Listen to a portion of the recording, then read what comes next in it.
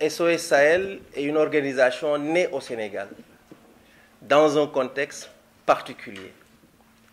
Un contexte particulier parce que pour ceux qui aiment encore l'histoire, on se rappelle qu'en 1972, c'était l'année de la grande sécheresse. Une grande sécheresse qui a fait plus d'1 million de morts dans le monde. Et effectivement, le président Senghor avait lancé ce cri de cœur pour demander à tous ses pairs africains de mettre en place des SOS Sahel, des organisations, des associations africaines.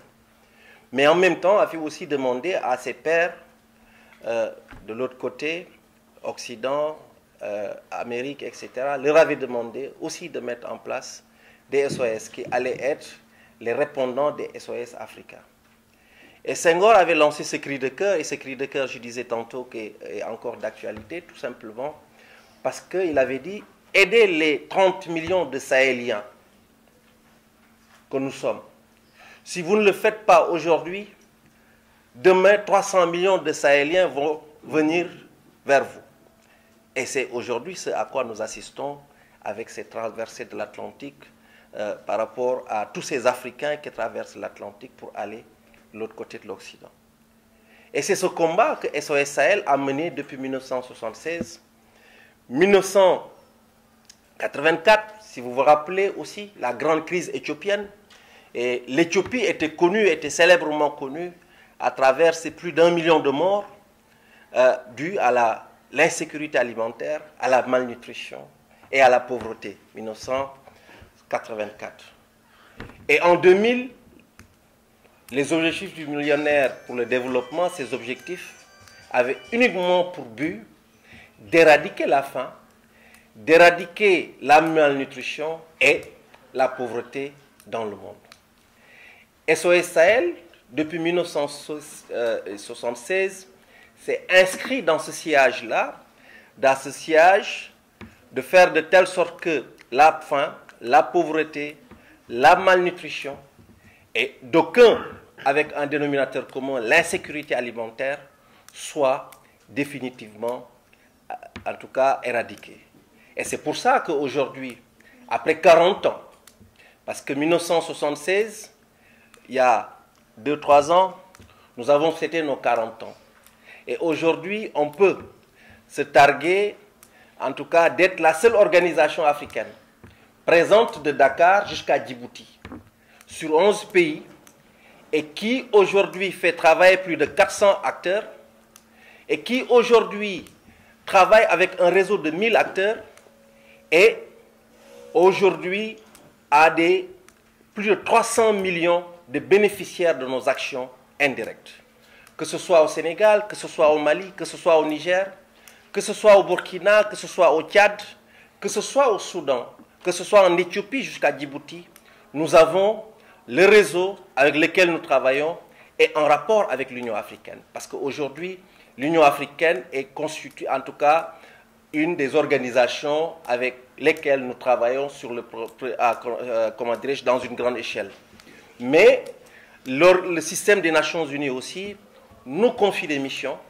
Mais ce n'est pas uniquement les États aussi, nous travaillons avec les États, mais nos partenaires, c'est aussi le secteur privé. Parce que ces actions, nous ne pouvons pas les poser sans le secteur privé. Et aujourd'hui, c'est devenu quelque chose qui est, en tout cas, à la mode. Mais sachez que SOS Sahel, aujourd'hui, travaille avec des multi-acteurs. Et ce travail que nous faisons avec les multi-acteurs, si je prends par exemple aujourd'hui le Tchad, avec une organisation comme Nexira, c'est plus de 10 000 femmes que nous faisons travailler dans la filière gomme arabique. Si vous allez au Mali, c'est sur la filière karité. Au Sénégal, aujourd'hui, si SOS Sahel n'avait pas posé des actions, je pense que, j'espère qu'il n'y a pas de Tchamen dans la salle, les Tchamen n'auraient pas assez de légumes ici au Sénégal. Parce qu'on sait qu'au Sénégal, 70% des légumes que nous consommons viennent de la zone des Niayes. Et ce sont les actions que SOS Sahel a posées depuis 1976 en stabilisant les Niayes, en faisant des projets qui ont une vocation et sociale et économique, parce que le volet social, si vous vous arrêtez uniquement dans ça, cela ne suffit pas. Et c'est ça qui permet aujourd'hui, dans toute la bande des Niayes, en tout cas, permettre aux gens de pouvoir rester sur place, procéder à une agriculture sur place. Et quand je parle d'agriculture, je mets en même temps l'élevage dans le même sillage. Et c'est ça qui permet aujourd'hui, en tout cas, à la zone des Niayes de pouvoir exister. Et espérons que en tout cas, cette zone-là pourra encore exister longtemps et très longtemps. Donc, de façon très cavalière, voilà un tout petit peu en termes de globalité ce que c'est que SOS Sahel. Donc, les Africadés, 40 ans, et quand nous avons, en tout cas, comment dire, célébré les 40 ans, nous l'avons célébré dans un premier temps, c'était à New York, nous l'avons fait à Paris, nous l'avons fait au Burkina, et le Sénégal était le clou. Pourquoi le Sénégal était le clou? Pour une raison bien simple, tout était parti du Sénégal. Et comme nous étions partis du Sénégal, il fallait revenir dans cette ère où l'organisation était née, et revenir au Sénégal pour nous faire une introspective de nos actions. Et cette introspection que nous avions faite de nos actions, c'est ça qui nous a permis de nous dire, par rapport à toute cette expertise, par rapport à toutes ces expériences que nous avons capitalisées, où est-ce que nous allons après 40 ans? Parce que 40 ans, c'est l'âge de la maturité, 40 ans, c'est l'âge de, en tout cas, de la responsabilité, et 40 ans, ces 40 ans ont été un prétexte pour nous de se dire, par rapport à tout ce que nous avons pu réaliser dans la bande sahélienne, par rapport à tout ce que nous avons capitalisé dans la bande sahélienne, où est-ce que nous allons? Et effectivement, ça a été un prétexte de mettre en place, dans le cadre du groupe SOS Sahel, une autre organisation que nous avons appelée A Better Life.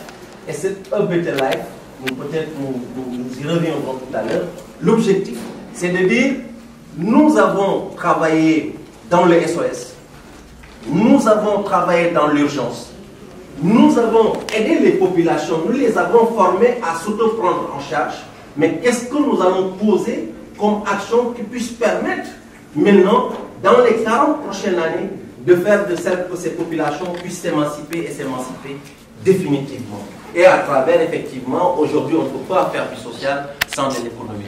Sur toutes ces questions, nous aurons tout à l'heure l'opportunité et l'occasion d'échanger. Mais sans plus tarder, je vais peut-être laisser la parole au directeur délégué, M. Rémi Emric. Bonjour mesdames, messieurs.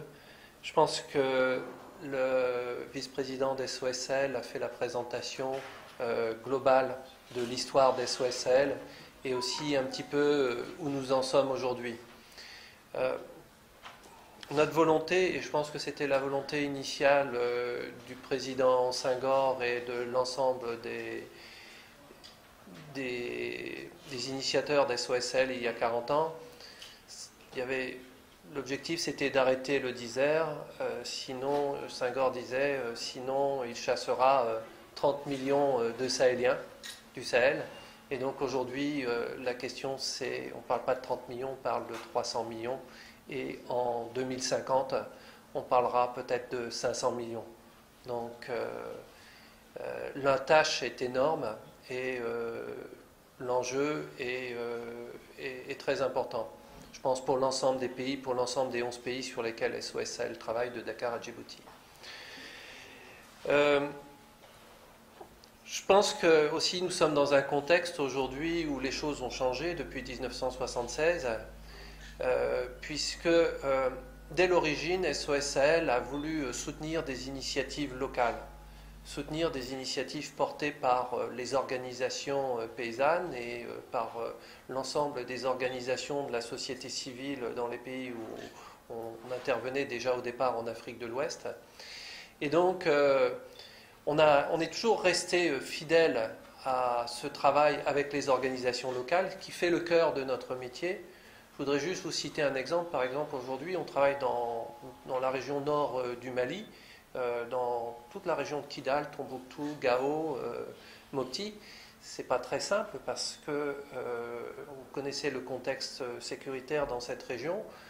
Mais néanmoins, depuis 2012, on a soutenu les initiatives de 70 communes avec 450 micro-projets, micro-opérations locales en coordination avec le gouvernement malien pour justement soutenir les initiatives de développement, les initiatives de reconstruction et de développement économique. Et ça, on le fait avec 7 ONG locales du Nord Mali.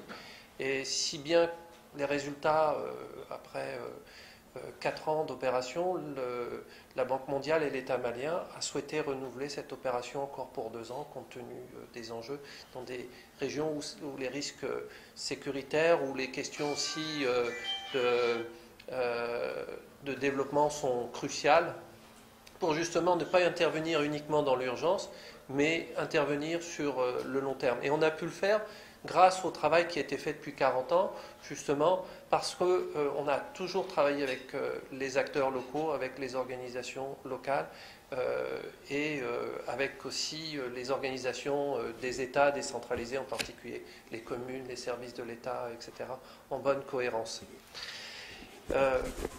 Mais aujourd'hui, l'enjeu sur l'agriculture, puisque c'est notre sujet, l'environnement, c'est le sujet des Africa Days de cette année, c'est comment justement passer à une agriculture familiale moderne. On en parlera un petit peu plus loin, un peu plus tard.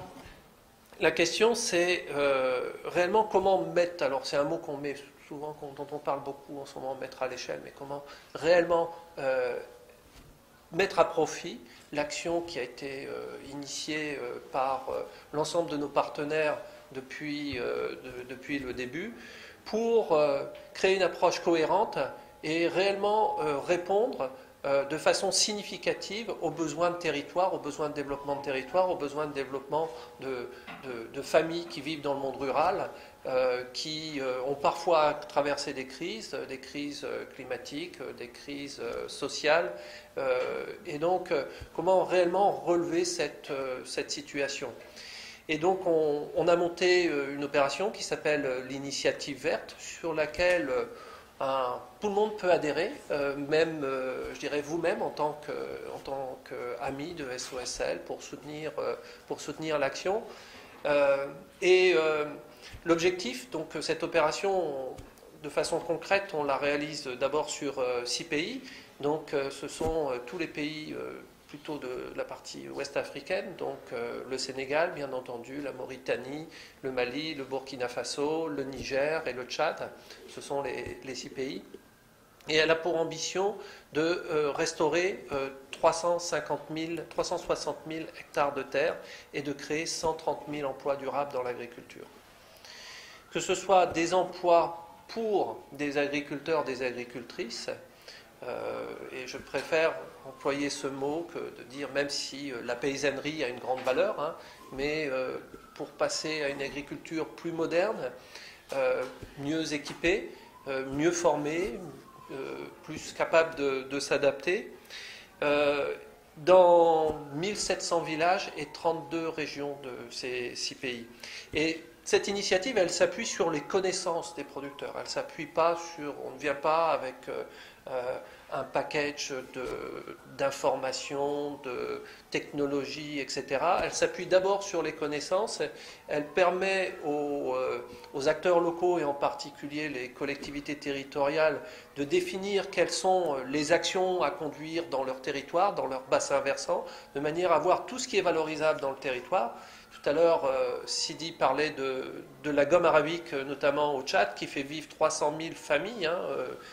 C'est le 3e produit d'exportation au Tchad après le pétrole et l'élevage, la viande. Eh bien, la gomme est un produit qui apporte 40% des revenus aux agriculteurs et en particulier aux agricultrices, parce que ce sont surtout les femmes qui récoltent la gomme dans ce pays. Le Tchad produit un peu moins de gomme que le Soudan, hein, c'est le 2e pays exportateur. Le Sénégal en produit un petit peu, je sais qu'il y a du potentiel. Et justement, on a parlé aussi de l'Union africaine.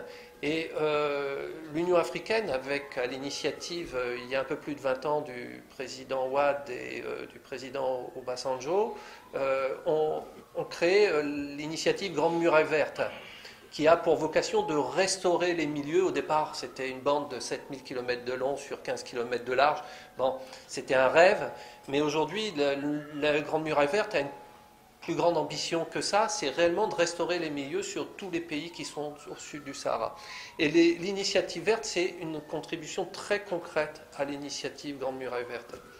Et c'est pour ça que ici nous sommes chaleureusement accueillis dans un hôtel Accor. C'est pas anodin, c'est pas pour une question de luxe du tout, parce que Accor soutient les initiatives de SOS Sahel depuis maintenant plus de 10 ans, avec le programme qui s'appelle Plan for the Planet. Ça s'appelle aussi Planète 21 dans leur programme RSE. Et donc, dans ce cadre-là, avec les financements des hôtels Accor qui viennent sur les économies d'eau faites dans les chambres, notamment sur le lavage des serviettes, le lavage des draps, etc. La moitié des fonds sont reversés sur ce programme Plan for the Planet, et l'ensemble des fonds les principaux fonds qui viennent d'Europe sont reversés au programme de reforestation des Niayes, et on a planté plus de 3 millions d'arbres dans la région des Niayes depuis maintenant 7 ou 8 ans. Derrière les arbres, c'est toujours le même principe, c'est pas simplement planter et puis après faire la bonne action au moment de la journée de l'arbre et dire voilà, on a planté, on est content et on verra ce que viendront les arbres plus tard. Non, non, c'est réellement de suivre la plantation, de permettre en fait de restaurer les terres et de restaurer durablement la production agricole. Donc quand je vous dis 360 000 hectares à restaurer, l'objectif c'est réellement d'apporter toutes les solutions aux producteurs pour qu'ils puissent réhabiliter leurs terres, qu'ils puissent valoriser leur potentiel, le potentiel du capital productif, c'est-à-dire le foncier, mais aussi leur travail, et mieux produire, et enfin pouvoir avoir des revenus de façon durable et avoir des revenus stables. Donc cette initiative, au-delà des 360 000 hectares, dedans il y a 10 000 hectares de terres irrigables aussi que l'on veut développer. Elle prévoit aussi la création de 90 centres de services. Ce sont des pôles de services dans les zones rurales qui permettent de rassembler pour les producteurs et les productrices des services dont ils ont besoin, c'est-à-dire que ce soit de l'accès à la finance, que ce soit de l'accès à la formation, aux technologies, à du matériel, etc. Et dans ce cadre-là, on va créer les académies solaires qui vont avoir pour vocation, tout à l'heure Sidi a parlé de Better Life, dans le cadre de Better Life, de créer 5000 emplois sur les 6 pays dans le secteur solaire pour pour mettre en place des métiers d'assembleurs, mais aussi des métiers de distributeurs et de réparateurs de matériel solaire adaptés aux besoins des agriculteurs et des agricultrices. Enfin, on en a parlé aussi un petit peu brièvement, les filières de production. Donc, l'initiative, elle porte aussi sur des filières cibles qui ont à la fois un intérêt au plan local, parce qu'elles peuvent aussi, par exemple, le fait de planter des acacias, c'est une grande contribution pour la restauration des sols, la préservation des forêts, la fertilité, etc.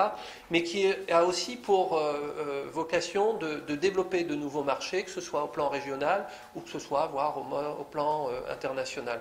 Et je sais qu'au Sénégal, en particulier, on discutait ces derniers jours avec le port autonome qui a vraiment une grande volonté de développer aussi ses activités à l'exportation dans les filières horticoles et dans d'autres filières, justement pour que le Sénégal, bien entendu, l'autosuffisance alimentaire des États est une priorité, mais il se peut aussi que l'ouverture des filières vers des nouveaux marchés puisse aussi permettre d'avoir un effet d'entraînement pour créer justement une stimulation pour permettre aux producteurs de mieux vivre de leur production et de tirer un meilleur profit de leur production et de rentabiliser aussi des investissements.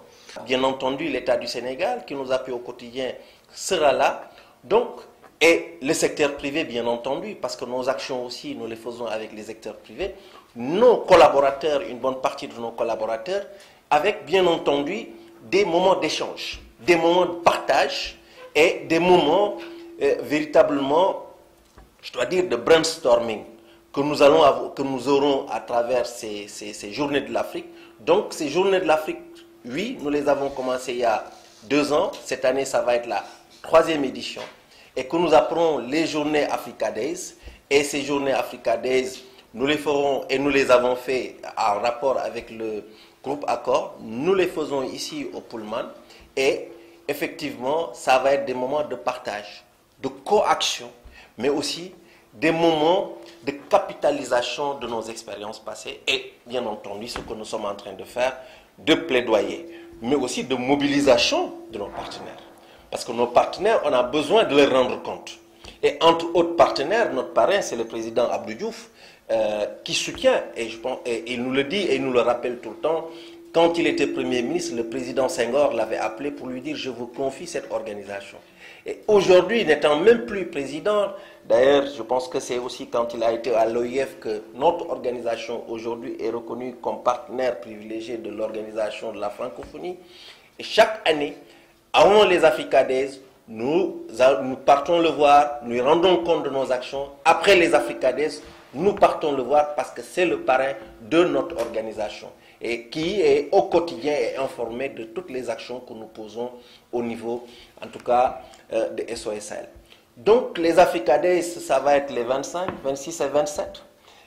Rémi reviendra tout à l'heure sur le sens de ces Africa Days, mais sachez que la semaine prochaine, à partir de maintenant, SOS Sahel, dans toute sa globalité, dans toutes ses composantes, dans tout son réseau et ses partenaires vont être à Dakar. Et Dakar, naturellement, où tout est parti, va être le prétexte pour échanger. Parce que tout simplement, j'ai oublié de vous le dire, nous avons plus de 400 collaborateurs, mais les 95% de nos, en tout cas, collaborateurs sont sur le terrain. C'est des actions de terrain que nous posons au quotidien. Donc, ce n'est pas une organisation, excusez-moi, bureaucratique, mais c'est une organisation de terrain. Plus de 1000 acteurs qui sont tous exclusivement sur le terrain.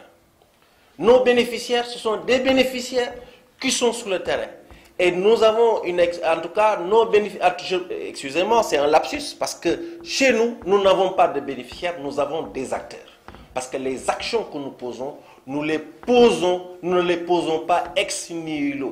Nous les posons en rapport et en coaction avec les populations. Donc, voilà un tout petit peu pourquoi les Africa Days. Naturellement, des moments d'échange, des moments de partage, de capitalisation, des moments de plaidoyer et naturellement, tout sera dans le plaisir parce que je pense que si nous y sommes encore, je pense que nous aimons ce que nous faisons, mais il ne suffit pas de l'aimer, il faut le faire avec du plaisir et effectivement, le crew, ça va être une soirée. Et chaque année, cette soirée que nous faisons venir aussi des acteurs africains. Et pas uniquement des artistes sénégalais, mais c'est des artistes africains qui vont être là parce que c'est l'Afrique. Le prétexte a été la journée de l'Afrique lancée par l'Union africaine. Et ces journées de l'Afrique, nous les célébrons, en tout cas à notre manière, nous les célébrons à la façon SOS Sahel, c'est-à-dire moment de partage, mais aussi moment de plaisir. Nous y reviendrons tout à l'heure en détail si vous le souhaitez. Rémi, je ne sais pas par rapport à tout cela, si tu peux revenir sur les Africa Days en termes de programme, en termes de ce que nous comptons faire au niveau de ces journées-là. Donc cette année, les Africa Days, petit à petit, s'enrichissent, deviennent de plus en plus dynamiques. Et cette année, ça se passe sur 3 jours, comme l'a dit le vice-président Sidi Sarr. Donc, nous avons une première partie qui est le forum, avec un pré-forum et un forum. Le pré-forum, c'est une journée principalement d'échange sur les solutions. Alors, le thème central de cette année, c'est, je vous l'ai dit tout à l'heure, comment moderniser l'agriculture familiale. Alors, c'est un thème un petit peu, je dirais, provocateur, parce qu'on parle d'agriculture familiale, et quand on pense à agriculture familiale, peut-être dans beaucoup d'images, on pense à l'agriculture traditionnelle, manuelle, pénible, pour laquelle, bon, je pense que pour les producteurs, c'est pas, moi je suis fils de paysan, donc je sais un peu ce que ça veut dire, mais l'agriculture, je pense, c'est un métier qui nécessite toujours beaucoup de savoir, et justement qui a énormément de potentiel en termes de connaissances. Je pense que, j'imagine que vous-même aussi, dans vos familles, vous êtes entouré de familles qui sont aussi dans le monde rural. Et donc, c'est pas parce qu'on est dans une agriculture traditionnelle qu'on ne peut pas envisager une modernisation. Et il existe des solutions vraiment qui sont faisables. Tout à l'heure, je vous parlais d'initiatives vertes, notamment donc, dans la restauration des sols, etc. Mais par contre, on a besoin des bons outils, c'est-à-dire que ce soit les bons outils de financement, que ce soit les bons outils d'accès à l'information, à la formation. Et je dirais aujourd'hui, on a la chance que les technologies peuvent aussi y contribuer. Il y a plein de personnes ici, je sais, au Sénégal, qui sont formées dans le secteur des technologies de l'informatique, etc. Et on voit émerger des tas d'initiatives aussi qui visent à donner de l'accès à l'information, à donner de l'accès aux transactions monétaires pour les gens qui sont dans les zones les plus reculées. Dans le secteur de la santé, maintenant, on commence à parler aussi de diagnostic de santé à distance, etc. Donc, on veut réellement introduire ces technologies dans nos processus, mais avec aussi un travail d'abord de partage sur qu'est-ce qu'on entend par agriculture moderne. Est-ce que l'agriculture moderne, c'est essentiellement de la mécanisation agricole? Je sais qu'il y a beaucoup d'investissements qui sont faits ici pour la mécanisation agricole, mais sur une population qui vit encore à 70% de l'agriculture, est-ce que l'accès au matériel lourd est réellement possible rapidement? Ce n'est pas forcément évident. Donc il peut y avoir aussi des solutions intermédiaires de modernisation, d'équipement. Et puis on a expérimenté dans différents systèmes, dans différents contextes, des potentiels aussi de modernisation sur des petites surfaces, parce que la question de l'accès à la terre est aussi une question essentielle, sur comment je peux investir sur une petite surface sur le long terme. Donc il y a les technologies qui ne sont pas du tout nouvelles, c'est par exemple tout ce qui est lié à l'agroécologie, à l'agroforesterie, c'est-à-dire associer l'arbre à aux cultures, associer aussi l'élevage aux cultures dans des systèmes un peu plus intégrés, pas forcément des systèmes trop spécialisés qui peuvent plutôt entraîner des risques. On a vu ce que certaines filières comme l'arachide sur le long terme pouvaient aussi provoquer en termes de dégradation des sols et tout ça. Donc ici, on travaille sur des systèmes qui sont plutôt mixtes, qui permettent de diminuer le risque, de créer des alternatives de revenus tout au long de l'année, etc. Et donc, dans cette agriculture familiale moderne, on voit qu'il y a des solutions. Donc, on va faire venir quelques experts, quelques chercheurs aussi du domaine. On aura aussi, on l'a dit tout à l'heure, le responsable de l'Union africaine de l'initiative Grande Muraille Verte, puisque la Grande Muraille Verte a aussi pour cette ambition, l'agenda 2063 de l'Union africaine, c'est de créer une agriculture prospère et moderne. Donc on est réellement dans cet agenda. Et donc la volonté, c'est dans le premier jour, c'est de faire partager les expériences. Donc on va avoir à peu près 12 à 15 expériences. Et là, les acteurs de terrain, les experts vont échanger entre eux. La deuxième journée, c'est le forum proprement dit. Donc là, c'est ouvert à un plus large public, comme ça l'était l'année dernière. On avait à peu près 120 participants. Et là, c'est encore une journée d'échange, de débat, où on va faire venir aussi là d'autres exemples, des initiatives, en particulier, il y a des initiatives qui sont intéressantes. Il y a le domaine de NEMA ici, au Sénégal.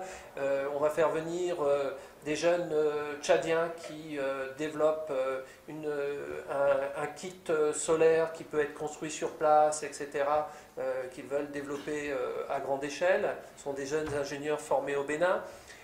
On a également d'autres projets dans le cadre de SOSL, par exemple le Varantage, qui est une méthode de stockage et de financement de la production, qui permet réellement à mettre en place, à créer des petites exploitations, de véritables petites entreprises.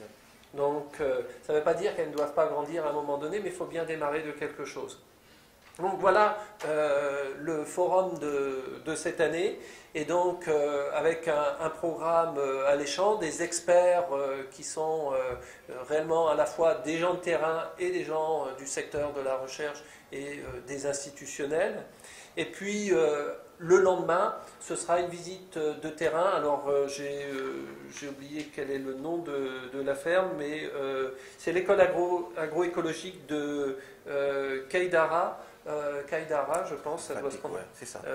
Donc dans la région de Fatick. Et donc on visitera aussi, parce que SOSL a lancé cette année un partenariat avec je suis désolé, je ne connais pas le Small Grant Program, qui est le programme de faible montant de l'ONU, qui favorise aussi le financement d'initiatives par des acteurs locaux. Et donc on a lancé un partenariat pour développer les initiatives du Small Grant Program à plus grande échelle sur 7 pays du Sahel. Et donc on ira aussi sur le terrain pour voir des initiatives de groupements de femmes, en particulier, je pense que c'est Gilor. Ouais. Donc des initiatives du SGP. Enfin, tout à l'heure, Sidi en a parlé, le gala, qui est donc la période plus festive, donc le 26 au soir, c'est la 3e édition, ici au Pullman Teranga, au bord de la piscine, avec les artistes connus, donc Awadi, vas-y Sidi, aide-moi s'il te plaît. Mabo. Oui, Kandialo. Cher Tidiane Sek, avec qui on a lancé la Jam Sahel depuis la France il y a maintenant une quinzaine d'années, donc qui est vraiment fidèle à SOSL. Et puis... il y a une Camerounaise aussi qui va chanter, Daniela. Donc, et quelques surprises pour la soirée. Voilà. Le développement d'une agriculture plus moderne dans différentes formes est important pour pouvoir justement permettre au pays déjà d'assurer l'approvisionnement des populations à des prix qui sont aussi acceptables, parce qu'il y a aussi la question, et aussi de faire face de s'insérer aussi dans un schéma mondial, parce que il y a toutes les questions d'importation, etc. Il faut que l'agriculture soit compétitive. Donc, développer des exploitations modernes qui peuvent devenir pourvoyeuses de denrées alimentaires pour le pays, c'est important. La question sur laquelle nous sommes vigilants, et je pense que vous êtes bien au courant, c'est toutes les questions foncières, c'est-à-dire dans quelles conditions se crée le développement de cette agriculture moderne. Il y a beaucoup de terres encore, je pense, qui ne sont pas forcément exploitées ou qui sont abandonnées. Donc, mais il y a aussi une grande partie de la population au Sahel qui vit de terre, sur des terres, sur des propres terres sur lesquelles elles ne peuvent pas investir parce qu'elles n'ont pas la sécurité foncière. Donc ça fait vraiment partie aussi de nos priorités. On voit... je pense les conflits qui se sont posés récemment dans la région de Bandiagara au Mali, entre, je ne vais pas aller trop loin, mais entre les familles Peul et les familles, les paysans, elle n'est pas uniquement liée à des questions politiques, religieuses, etc. Elle est d'abord liée à des questions d'accès à la ressource alimentaire, à la ressource productive. Et donc... c'est pour ça que si on ne résout pas ces questions-là, on risque de développer encore, on risque de créer des situations de conflit. En ce qui concerne la crise alimentaire, SOS Sahel est membre du réseau de prévention des crises, donc du CILS. On est très actif dans ce réseau, on suit les crises. Ici au Sénégal, je pense que le réseau et en tout cas le secrétariat, la sécurité alimentaire sont assez organisés, travaillent en étroite collaboration avec les ONG pour donner des réponses à la fois d'urgence sur les crises. Alors ce n'est pas notre métier de fond en ce qui nous concerne. On n'est pas une ONG réellement qui va de territoire en territoire pour répondre aux questions de migration liées aux crises. Il y a des ONG qui savent très bien le faire et donc je pense qu'on n'est pas beaucoup sur nous sur ce terrain-là. Mais par contre, on travaille avec le Programme alimentaire mondial, on travaille avec la FAO, on travaille avec ECHO au niveau de l'Union européenne pour réellement anticiper les crises dans des régions où nous sommes présents et mettre en place les systèmes d'alerte précoce et aussi les systèmes d'aide sociale pour les familles qui sont les plus défavorisées. Aujourd'hui, je pense que ces questions-là sont quand même relativement bien organisées. On travaille vraiment en collaboration étroite, toujours dans tous les cas, avec les États. Enfin, pour répondre aux questions concernant l'initiative verte, donc c'est une initiative qui démarre en 2019 et qui aura lieu, qu'on a programmé jusque 2024-2025, donc un minimum de 5 ans. Ça va dépendre un petit peu la durée va dépendre de nos ressources. Le coût global est de 100 millions de dollars, donc je pense que ça fait à peu près 50 milliards, si je ne me trompe pas, de francs CFA, un peu plus peut-être. On a déjà commencé, on a déjà à peu près 25 millions. On a pu commencer cette année avec 25 millions. On est en train de rechercher les financements complémentaires. Mais on a pour ambition de conduire cette opération en 5 ans.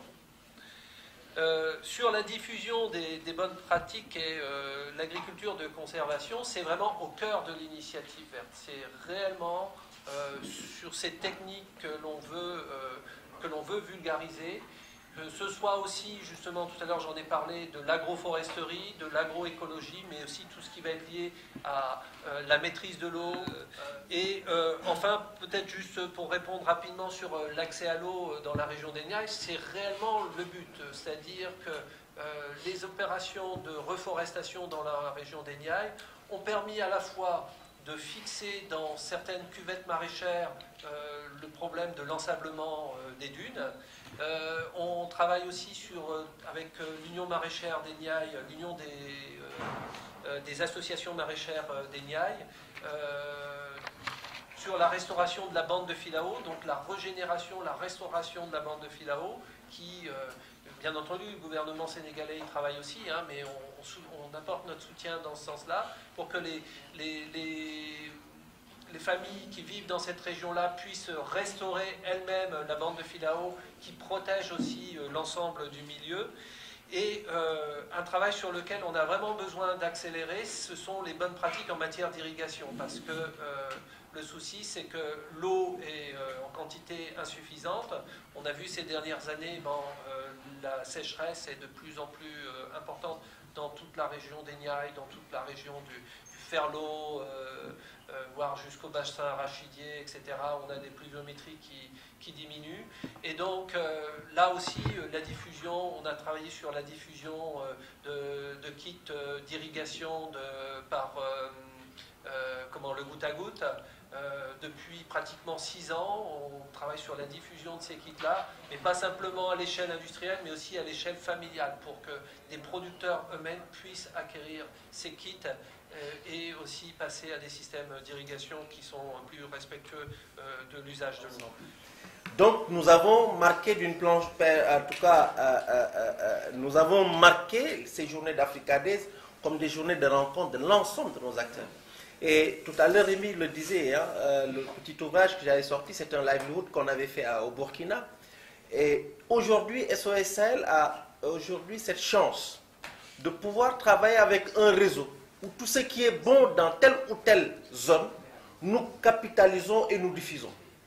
Donc c'est vraiment avec aujourd'hui un outil que nous avons et que nous sommes en train d'implémenter, un networking qui permet partout où on est en Afrique. Qu'est-ce qui se fait de bien dans telle zone?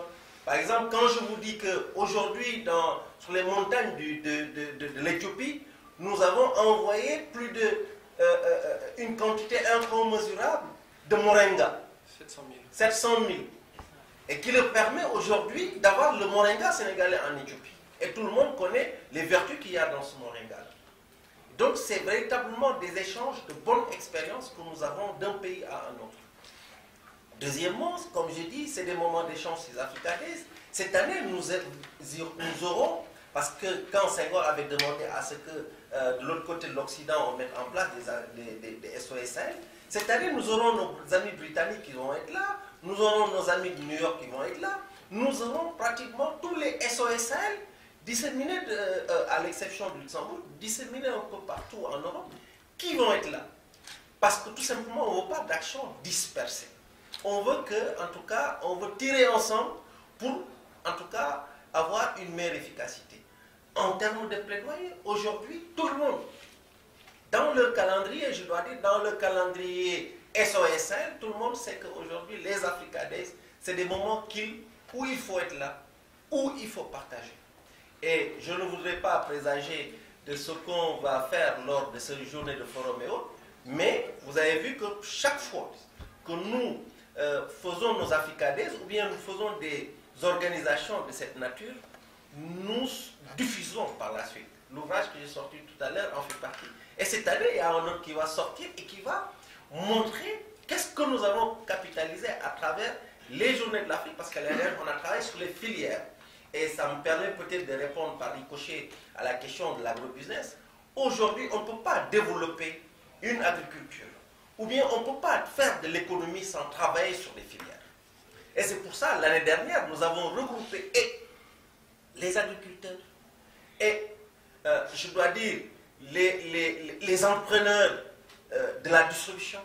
Nous avons regroupé les entrepreneurs de la transformation, mais nous avons aussi regroupé les consommateurs. C'est-à-dire toute la filière a été regroupée pour que chacun puisse dire quelles sont ses attentes par rapport à l'autre branche de la filière. Et c'est ça qui nous a permis l'année dernière de dire oui, c'est là où il faut s'orienter. Parce que les deux secteurs, que ce soit l'agriculture familiale, l'agrobusiness, ne sont pas exclusifs. Maintenant, il y a un rôle que l'État doit jouer par rapport à la facilitation. Parce qu'il y a peut-être Attila qui est en face du moins pourvu en termes de distribution de terres, en termes d'organisation foncière, en termes de sécurisation foncière, mais aussi en termes de moyens. Et c'est pour ça que nous nous insérons dans le sillage des centres de services pour permettre l'accès à ces agriculteurs familiales de moyens, de techniques et de formation qui puissent les permettre naturellement d'arriver vers la sécurité alimentaire. Parce que ce que nous appelons sécurité alimentaire, c'est une auto-prise en charge, mais c'est en même temps, au-delà de cette auto-prise en charge, c'est aussi quelqu'un qui peut participer à une certaine économie. Parce qu'il ne faut pas s'en cacher, les ONG, les organisations comme les nôtres aujourd'hui, ces types d'ONG qui ne faisaient que du social, ce n'est plus à l'air du temps. Il faut travailler sur l'économie, et travailler sur l'économie, travailler sur le durable, et travailler sur le durable, travailler sur la sécurité, en tout cas, des populations, et sur le plan et économique, et sur le plan social. Voilà un tout petit peu, pour répondre à cette question de l'agrobusiness. Aujourd'hui, oui, l'agrobusiness fait partie de notre système. Mais nous ce n'est pas notre métier. Il y a d'autres qui sont plus à même de pouvoir le faire. Mais nous nous insérons dans ce sillage parce que des fois nous constituons un pont entre l'agriculture qui se fait et l'industriel utilisateur. La preuve, c'est qu'il se fait au Tchad. La preuve, c'est que nous avons fait au Sénégal. Aujourd'hui, nous avons monté des fermes pilotes. Lesquelles fermes pilotes avec une... c'est pas faire de la publicité, avec, comment dire, la laiterie du berger. Aujourd'hui, nous sommes arrivés à monter un système d'élevage qui permet à nos parents peuls de se sédentariser, d'avoir un meilleur rendement, mais de trouver le débouché. Et le débouché n'est d'autre que la laiterie du berger en rapport avec d'autres acteurs du secteur privé, comme Danone, comme la compagnie sucrière et autres. Et ça les permet d'avoir un revenu, ça les permet de se sédentariser, ça permet de régler aussi un problème social. Le problème social, c'est le problème de la divagation aussi. Donc, c'est un tout petit peu dans dans ces perspectives-là que l'organisation aujourd'hui s'inscrit, après ces 40 ans, et je pense que c'est un travail de tous les jours, c'est un travail qui n'est jamais terminé, parce que nous travaillons sur l'humain, et l'humain, on ne le finit jamais. Il y a la question de Mme Tal sur l'extraction, l'industrie extractive. Ah, mais la question de Mme Tal sur l'industrie extractive, ça, c'est une question d'intérêt national. Et je pense que le président de la République l'a compris il y a une semaine. Il dit, et c'est lui-même qui dit qu'il se positionne, parce que quand même un plaidoyer a été fait.